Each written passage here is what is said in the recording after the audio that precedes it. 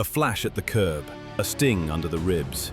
Theodore Roosevelt looks down, sees the hole, and does something very inconvenient for an assassin. He keeps walking toward the stage. October 1912. 3 men chase the presidency. Woodrow Wilson, William Howard Taft, and Roosevelt, reborn as the progressive bull moose candidate. The tour grinds through factories and train depots. Milwaukee is a whistle stop on a long map of handshakes. John Schrank is a drifter with a notebook full of fixations. He has followed Roosevelt city to city, convinced the Republic needs saving from a third term. He buys a .38 revolver and waits outside the Gilpatrick Hotel. Crowds press close. Security is a few policemen and a lot of optimism. Roosevelt steps into his open car, muzzle to overcoat. One crack. The bullet hits a steel spectacle case, then a thick, folded campaign speech in his pocket, and finally, Roosevelt's chest. Fabric blooms dark. The shooter disappears into a tangle of arms and angry hands. Roosevelt tells them to wait. He puts a finger in his mouth, checks for blood. None. Good odds the lung is intact. He straightens, breathes once to test the pain, and waves off the hospital.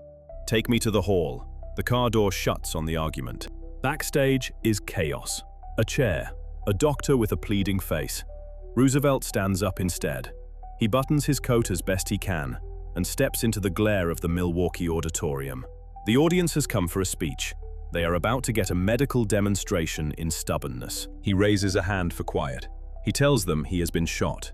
He shows the hole in the paper, the dented glasses case, the stain on his shirt.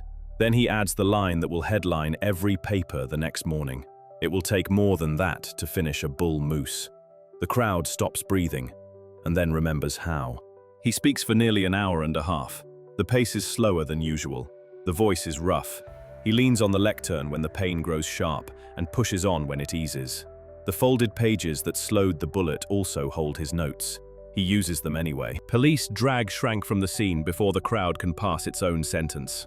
Roosevelt sends word, "Do not harm him. Let the law do its work." Outside the station, reporters pass pages up the chain that read like fiction and smell like cordite. At the hospital, plates show the bullet lodged in the chest muscle near a rib. Removal would mean breaking bone and risking worse damage. The doctors leave it where it is. Roosevelt leaves with it, a new piece of metalwork to carry in his biography. He rests. He returns to the trail. He loses the election to Wilson. Taft trails far behind. The speech that stopped a bullet does not stop the arithmetic of politics. It does, however, redraw the map of what audiences think grit looks like. 3 things did the work: the steel glasses case, the 50 pages of folded typescript, a quick field test for a punctured lung that bought him time. Add a ribcage like a barn door, and a candidate who had once chased bandits in the Badlands, and the result is a man who will not sit down until the last applause has. Political violence is ugly, even when the victim refuses to fall. The lesson is not that pain makes good theater, it is that composure can be contagious. One person decides not to panic, an entire hall follows. So that was the one where a speech stopped a bullet.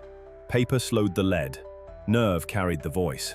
A ruined overcoat became a prop, and a campaign stop turned into a story people still repeat when they need an example of someone choosing forward instead of down.